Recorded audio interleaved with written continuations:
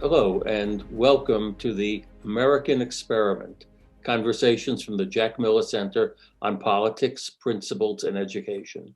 I'm your host, John Agresto, member of the Jack Miller Center Board, author, longtime professor of American history and politics, and retired president of St. John's College in Santa Fe, New Mexico.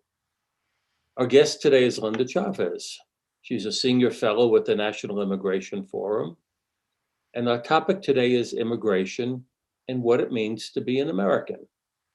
Now, I've known Linda for 40 years, perhaps longer, back to when she was the editor of American Educator and actually published some of my earliest essays. Since then, she wrote for many years a syndicated weekly column that appeared in papers around the country. She was also White House Director of Public Liaison under President Reagan, which made her, in fact, the highest ranking woman in the Reagan White House. She also ran for the Senate from Maryland in 1986.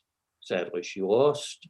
And she was the US expert on the UN subcommittee on the protection of minorities. She now contributes regularly to an excellent online publication, The Bulwark, and is part of a weekly podcast called Beg to Differ. Her life has been an amazing mix of teaching, writing, public service. Welcome, Linda Chavez. Thank you very much, John. Great to be with you. Thank you. It's good to be with you too again. Let me see if I can ask these questions. The first is not really a question; it's just an observation. I think, Linda, that our listeners and viewers will think you a very hard person to pigeonhole. Uh, I first met you when you were, as I said before, with Al Shanker at the American Federation of Teachers, hardly what people think of as a conservative teachers union. Then I knew you as the head of an organization that pushed back against bilingual education in the schools. Then, as I said, you worked in the Reagan White House. Now you write and speak on immigration matters and in defense of more inclusive immigration policies. So you seem to want to take on both the right and the left. Well, I think that's probably accurate. I wrote what gives, yeah. I wrote a memoir a few years ago called An Unlikely Conservative, and I think that sort of sums it up. My background, growing up first in New Mexico and then in Colorado, in a working class family. My dad had a ninth grade education. My mother finished high school. He worked as a house painter. My mother worked mostly in restaurants and later in retail. And I worked my way through college and went on to graduate school. But my becoming a writer and doing many of the things that I've done is not something you would have foreseen had you known me as a child in Albuquerque, New Mexico. Mm-hmm. Well, I have the same problem. I grew up, I became a college president after having grown up in a house that had no books at all in it, absolutely no books. But we're going to talk about immigration today, and I have to tell the audience that I embarrassed myself in front of you not too long ago when I said, Linda, my grandparents came over in 1904 and 1907. When did your immigrants come? And you answered. Well, I did have some immigrants in my family. They came over from Ireland in the middle of the 19th century, but everybody else in my family on the Spanish side came in the early 1600s. 1601 was the first part of the family arrived in Santa Fe, New Mexico. But even my mother's English and Scottish and Northern Irish ancestors came in the mid 1600s and came to the Eastern Shore. So we've been here a very long time. You have no right to talk about immigration. You're not an immigrant at all. So hardly. But let's talk about some of the things you've been involved in, and that sort of puts you in an odd place here. The left, as I think you know, and as I think you've written, sees no need for a common language or a common culture. You do. I absolutely do. Yeah, and the right often doesn't see immigrants as integral to the American culture, and you do. On both counts, why do you think these things? Well, first of all, the whole notion of America as an exceptional nation, and I think it is in part because of our history of welcoming people from all over the world. we're not a nation that's defined by blood and soil.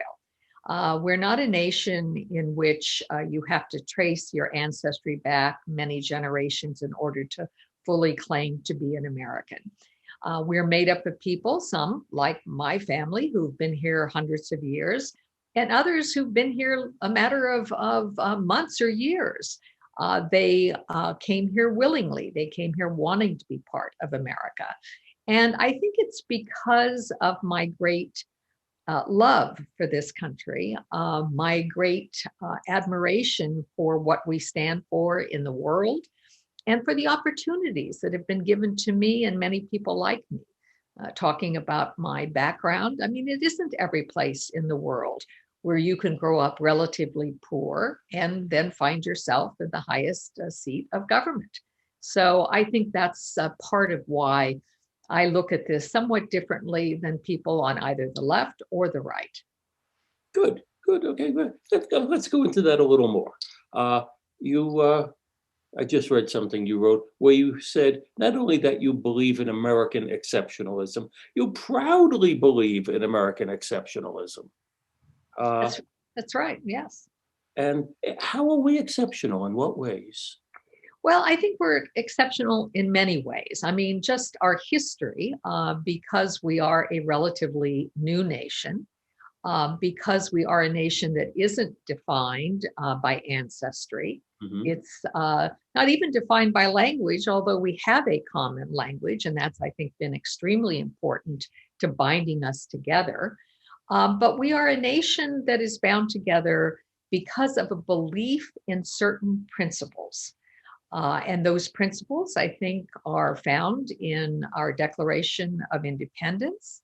I think the idea that all men are created equal is something that its author, Thomas Jefferson, seemed to think that the notion of all men being created equal is something that just everyone knew naturally. But it was a very radical idea when it was expounded in the 18th century.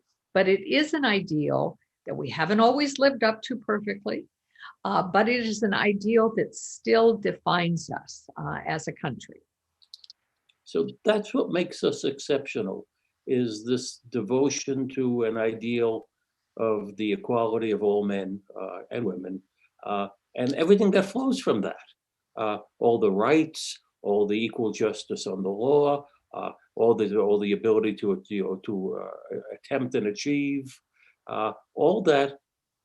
And you're right, I think, in a sense, to say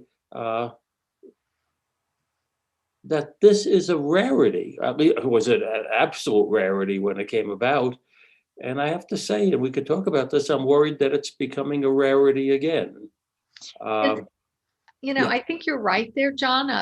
Sorry for interrupting you, but, I think one of the things that confounds me is that those who have benefited so much from what those ideals stand for are now beginning to question them, are now beginning to question the very notion of our nationhood, of how it is we came to be. There was a few years ago in 2019, a project launched by the New York Times, the 16.9 Project, that wanted to define America in terms of its history of slavery. 1619 was the first year that slaves were brought to American shores in, I believe, Virginia, when about 20 enslaved people were brought ashore by the English who had brought them here. But that is not what defines us. I think the notion of liberty, the notion of equality, the notion that we are self-governing, that we are a people who depend and don't look to government to grant us rights, but believe that those rights we are born with, that they are unalienable, as our founders said. And I think that's what makes us exceptional, even as I say, when we haven't always lived up to them. I think that's true in every 110% true in everything. Uh, But I want to go back to blood and soil, talking about the night, the 19, the New York Times 1619 project, a project on the left that seems to say we have these ideals, we don't live up to them, we never really believe them. Jefferson was a hypocrite. Of course, they still believe in the ideals, although they can't give the same reasons for it that Jefferson did, because they're, I must say, unschooled in these matters. And we're used to seeing that on the left, or at least on the extreme left. But I wonder if we're not seeing the same thing on the extreme right. I mean, that the opposite of all men are created equal is that some men are created Americans. That we live in that conservatism means defending our own, being ourselves, and excluding those who are not us from what it means to be American. And you wrote, because I'm going to read it. Because we are a nation whose people are not defined by blood, birth, or soil, we need to form a common identity, one that the founders understood when they adopted the motto, E pluribus unum, one out of many. But I do believe that there are, within the conservative movement, those who want to say, we're not one out of many, we're one excluding others. That's certainly right, John. I mean, we've seen it come to the forefront in recent memory, but it's been there. That's been a tendency in America for a very long time. And we like to think about our immigrant past, and we like to celebrate it, and we think of the Statue of Liberty as a symbol that universally defines the country. But the fact is that we've always had a tension between those who were here and who had deeper roots in the United States and those who were newcomers. That certainly existed in the 19th century. We think of this anti-immigrant attitude that we see today as something that may be racially motivated, because so many of the immigrants who are coming to the United States now are either from Latin America or from Asia. About 85% of all immigrants to the US fall into one of those two categories. But even when immigrants were coming from Ireland, from Germany, from Scandinavia, from Eastern and Southern Europe, when your grandparents came, there was some pushback. But what we've seen recently is an attempt to define what it means to be an American in terms of racial identity. And I think we're seeing that very much on the right. We're seeing a kind of white grievance culture emerge. And I think that is every bit as threatening to the ideal of who we are as a country than any of the attacks are on the left. You're absolutely right to say that this is, well, let me put it this way. I consider myself to be a good, hard conservative. Never had any doubts about that. And I always know that conservatives have had different factions, different sides to them. We've had libertarians versus cultural conservatives. We've had free market conservatives versus traditionalist conservatives. We've had more recently neoconservatives plus Make America Great Again conservatives as well. But now there seems to be a new division, and all of those could be worked through, sometimes just papered over, wasn't a problem. There were some conservatives who were always more internationalists, and some conservatives were always more isolationists. We know that. But now it seems that there are sort of Lincoln Jefferson conservatives, of which I would include you, and then there are the exclusionary conservatives, blood, soil, birth conservatives. The older divisions, we were able to get along together despite the tensions. Can we get along with these new divisions? In other words, I'm asking a political question. How do we get back together again? And is that even possible with people who are not putting, who would say, Jews will not replace us, rather than say we are all equal under the Declaration. I just need your help with this. It is hard. It is difficult, and of course, the kind of political divisions you're talking about, again, they've existed in times in the past, but we see them very much today. And I think our vast media and different forms of media, including social media, have in some ways exacerbated these tensions. People are able to find like-minded others to join them in their various factions in a way that amplifies their own voices and doesn't let in anybody who might disagree. And all of this, I think, is made more difficult because we don't grow up in the United States anymore learning about our history, learning about civic values. I think that's one of the great problems today, is that we can't have a conversation about what it means to be an American because we don't even have a language in which to talk about this. Even in the immigration debate, I'm always surprised and amused when people talk about how their great grandparents or ancestors immigrated the right way. They waited their turn and they came legally to the United States, not even realizing that immigration to the United States was basically open, except for the Chinese Exclusion Acts, which began to exclude those from Asia in the late 19th century. But they were really, our borders were absolutely open until the 1920s.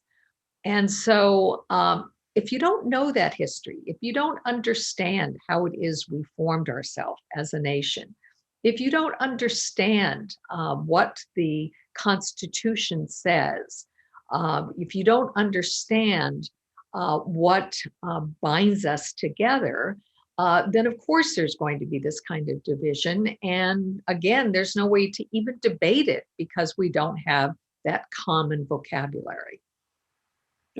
Let's pick up from there. I think we've talked around this. Let's hit it square on the head. What does it mean to be an American? Well, that's a big question. What does it mean to be an American? Well, one thing I think it means is that you buy into the American creed. And that creed, as we've already discussed, does say that all persons are equal before the law.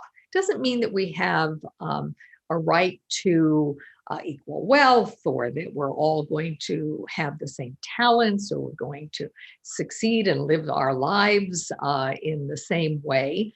But it does mean that we stand before the law as equal members of a society, and that we have to be judged accordingly.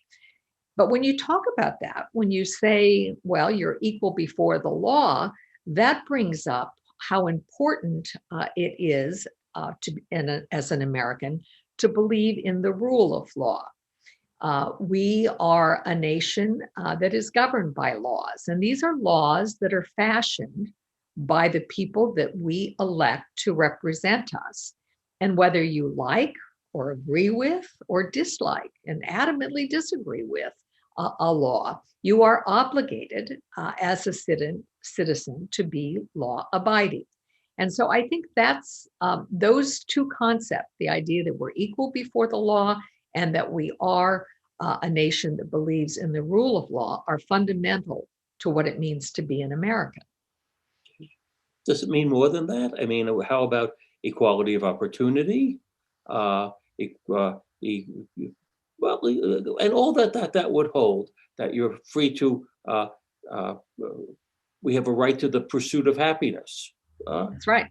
That means, you have you're not only right to be safe on the law, you have a right to, go out on your own, work hard, do what you can, or be lazy and slouch like me.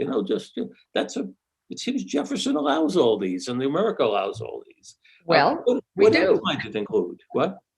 Well, absolutely, we do. And you're right to talk about the pursuit of happiness. I mean, I think it's always interesting to note that the founders didn't say we had a right to happiness. Right. They said we have a right to pursue happiness. And I think what that means is that we can take different paths. We can choose how we want to live our lives, provided that we don't interfere with others, that what we do is not harmful to others, that we have the right to go our own way. That kind of individualism is very much characteristic of what it means to be an American.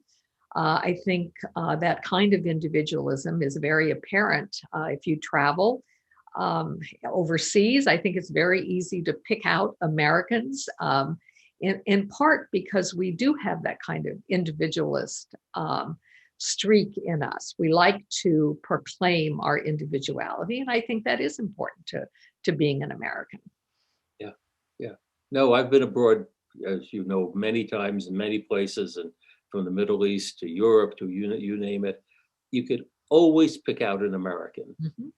And the other thing I always thought strange was Americans who won't talk to each other here love to talk to each other in Europe. I mean, I've actually seen Texans and New Yorkers get along.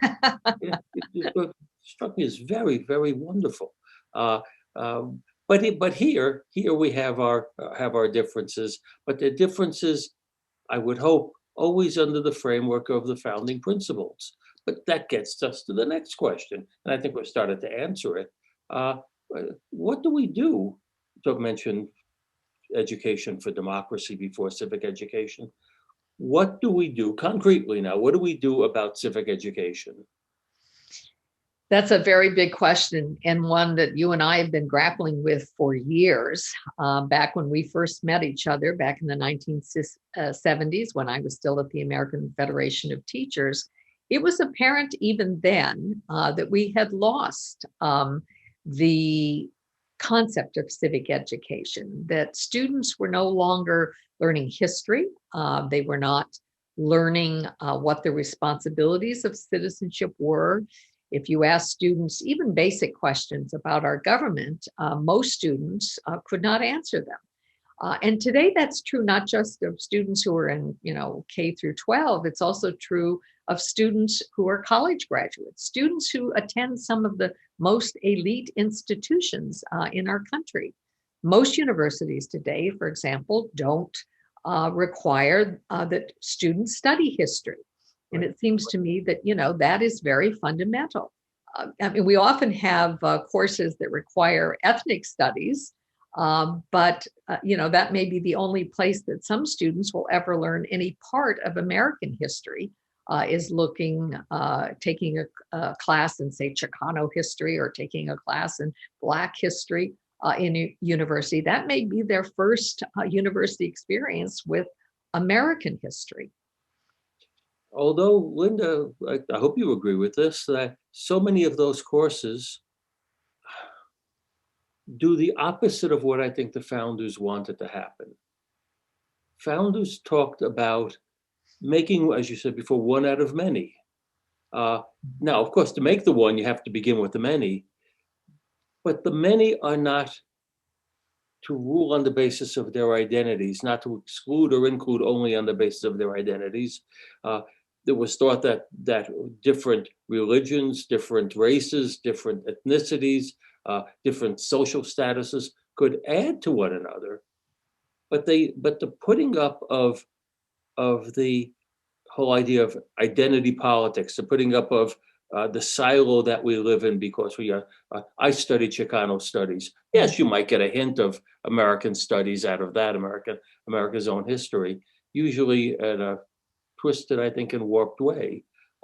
But that is both an interesting point and I think a problematic point that you just made. I agree with you. And I offered it just as a kind of ironic example of how far we've come. You're absolutely right that part of the problem, even when we attempt to do civic education, I mean, the 1619 Project, its whole raison d'etre was to teach American students American history. But that history that was being taught was a very distorted one. And I think that's the problem today with many of the kind of identity histories that are taught, not just in college, but at the lower levels in elementary and secondary schools as well, is that we learn all of what is wrong with America and very little about what is right. I was looking over recently something that had been written long after I left the American Federation of Teachers about teaching um, the kind of democratic values that are important. And it talked about a textbook in which World War II and America's participation in World War II was discussed. And the examples in the textbook, and I believe this was for secondary school students, was the internment of the Japanese, the segregation of our military forces, and anti-Italian discrimination that occurred in parts of the United States. There was virtually no mention of Hitler. There was very little mention of the role that the United States played in the D-Day invasion, the role that we played in rescuing, helping rescue the world from the scourge of Nazism. That was all missing, and in its place was kind of a history of what America did wrong during that period. And I think that's what we're seeing now, is that instead of giving real history, not covering up what mistakes we made, what wrongs occurred, but giving a full accounting of both the good and the bad. We now focus only on the bad. Of course, the right's answer to that is to sweep under the rug everything having to do with the bad and try to do a kind of simplistic indoctrination. And we saw that in what was produced at the end of the last administration. The 1776 Project was supposed to answer the problems of the 1619 Project, but it was just the flip side of the coin, not really giving the kind of full-throated, serious history, using original documents, using the Federalist Papers, using the Declaration, using the what we know of the Constitutional Convention, how it was that the Bill of Rights came about. All of those things that would give students a better understanding of how we came to be the nation that we are today.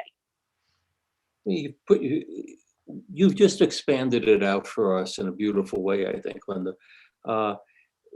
When we talk about civic education, we're not just talking about civics, how a bill becomes a law. We're talking about the philosophical and moral history of the United States.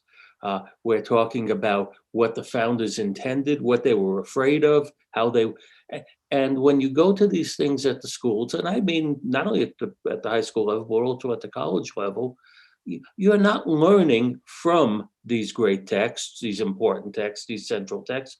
You're at best learning about them, and at best learning about the professor's biases about the writers or the framers of the Declaration or of the Constitution. When are we ever going to get back to having kids study the Constitution, the Declaration of Independence, the history of the Revolutionary War, the history of the Civil War, the speeches of Abraham Lincoln? When are we going to get that? That's what that's what the Jack Miller Center is about.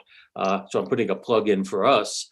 But it's not just civic education, which the left seems to think of as sort of activism for credit these days. We really talk about civic education, learning about the country full and entire. Well, I think part of it has to do with underestimating what students are capable of.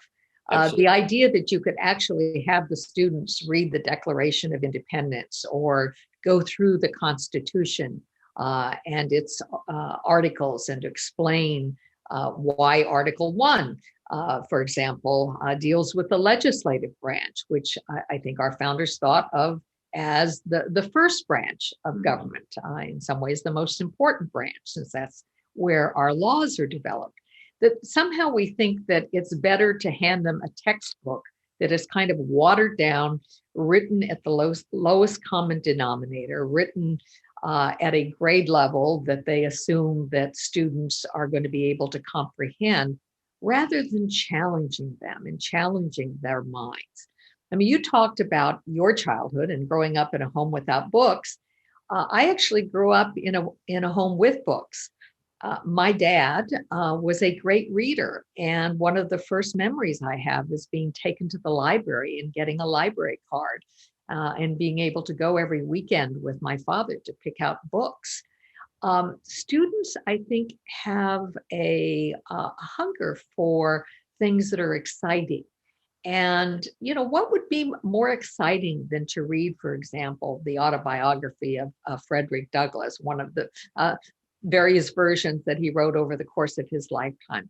What better way to describe what it was like to be a slave in the United States, but also what happened to him, how it is he took control of his own life, how it is he escaped to freedom, how it is he fought to ensure that those who were enslaved be free, and that not only that they be free, but that they be granted the right to vote and the right to do what other Americans did.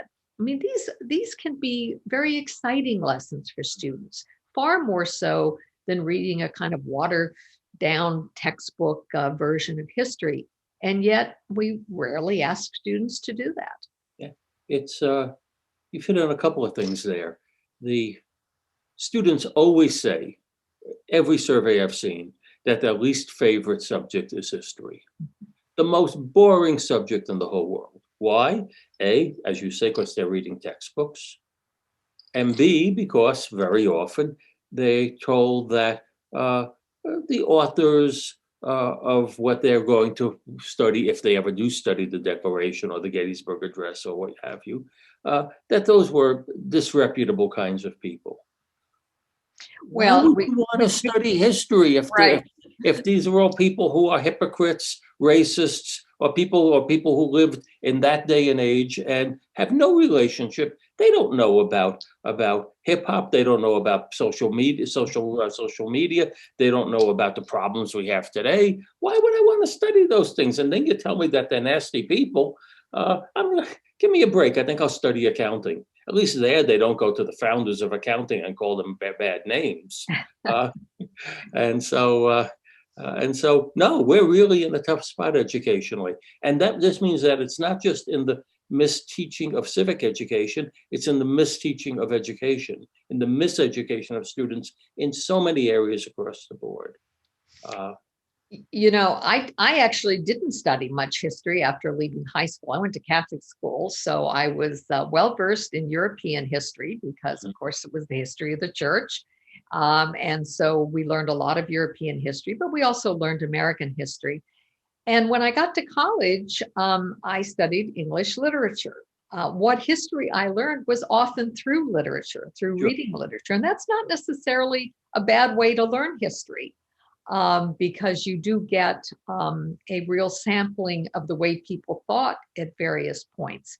I happen to be rereading right now A Sentimental Education by Gustave Flaubert.